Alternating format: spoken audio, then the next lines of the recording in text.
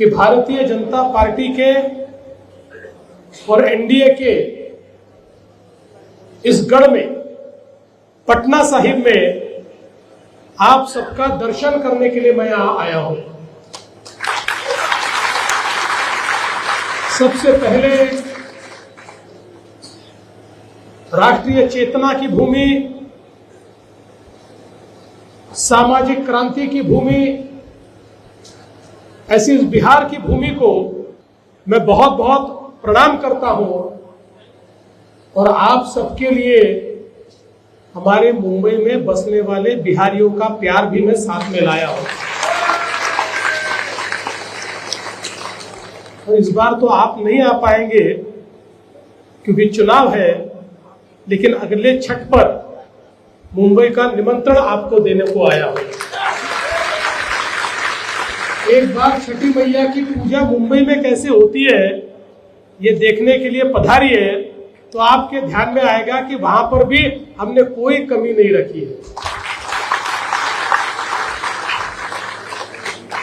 आज ये बहुत खुशी की बात है कि हमारे भाई रत्नेश जी जैसे एक बहुत ही युवा उम्मीदवार का नामांकन हमने किया है। और देखिए, जो हमारे पार्टी की परंपरा है, जो हमारे नेता हमेशा कहते हैं कि भारतीय जनता पार्टी अन्य पार्टियों से अलग इसलिए है कि यहां पर कार्यकर्ता बड़ा होता है। इस पार्टी में पार्टी का जो आम कार्यकर्ता होता है वही पार्टी का मालिक होता है। मुझे बताइए, किसी अन्य पार्टी में ऐसा हो सकता था? 7 बार चुनकर आने वाले हमारे नंदकिशोर यादव जी, जिनको अब भी चुनाव लड़ाते तो 8वीं बार बड़ी मेजॉरिटी से चुनकर आते, लेकिन उन्होंने रत्नेश जी जैसे एक युवा कार्यकर्ता को आशीर्वाद दिया और कहा कि पार्टी में एक नई पीढ़ी भी तैयार होनी चाहिए, आप आगे बढ़ो, मैं आपके साथ में हूं, आपको चुनकर लाने का बीड़ा मैं उठाता हूं। ये राजद में हो सकता है, ये किसी और पार्टी में नहीं हो सकता, ये हमारे एनडीए में हो सकता है, हमारे बीजेपी में हो सकता है। क्योंकि नंदकिशोर यादव जी ने ये नहीं कहा कि बदलना है तो मेरे बेटे को लड़ा दीजिए। उन्होंने कहा जो पार्टी का आप उम्मीदवार देंगे उसको चुनकर लाने की जिम्मेदारी हमारी है। हमारे परिवार का वो नहीं होगा, लेकिन पूरी पार्टी हमारा परिवार है।